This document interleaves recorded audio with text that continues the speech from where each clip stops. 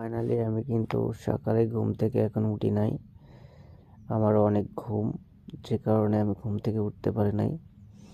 আচ্ছা, সবাই তো অনেক বেশি ভালো আছেন।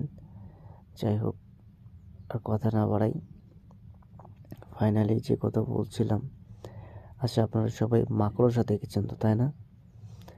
মাকড়সা তো স্বপ্নের জাল বনে। যে মাকড়সা একদিন স্বপ্ন দেখে মাকড়সায় তার জাল বোনা কিন্তু শুরু করে দেয়।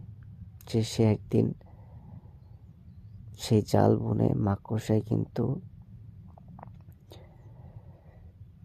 সে জাল বোনা শুরু করে। সে জাল বোনার স্বপ্ন দেখে যে জাল বুনে কিন্তু সে আমার সেই স্বপ্নের জালে আমাকে আটকে থাকতে হবে, ধরে আঁকড়ে রাখতে হবে। সো সেখানে কিন্তু অনেক বাধাবিঘ্ন আসে, যে কারণে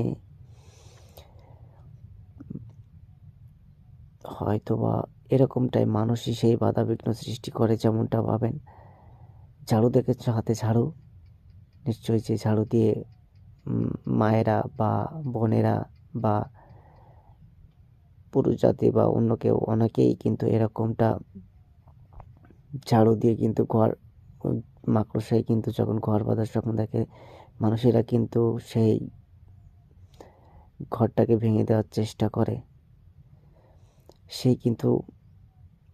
সেই মাকড়সার জাল কিন্তু ভেঙে দেওয়ার চেষ্টা করে।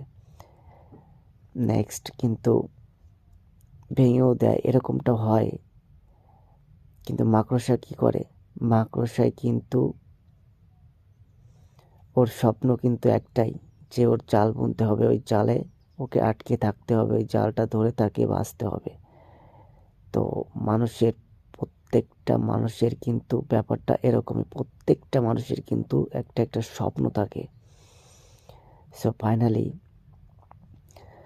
আমি উত্তম, যেহেতু ওই মাকড়সার আকৃতির মতোই, মনে করেন যে স্বপ্ন তো মানুষের অবশ্যই থাকে, আর সে কেউ পূরণ করতে পারে, কেউ পূরণ করতে পারে না। জানি না আমি পূরণ করতে পারবো কিনা। তো ফাইনালি বলবো, যারা যেখান থেকে আমার ভিডিওগুলো দেখতেছে, সো আমি এটুকুই বলবো আমার প্রিয় দর্শকদের, আমার ভালোবাসার মানুষ, সেলিব্রিটি, আমার প্রাণপ্রিয় দর্শক, আমার ভাইরা ও মায়েরা, যে যেখান থেকে আমার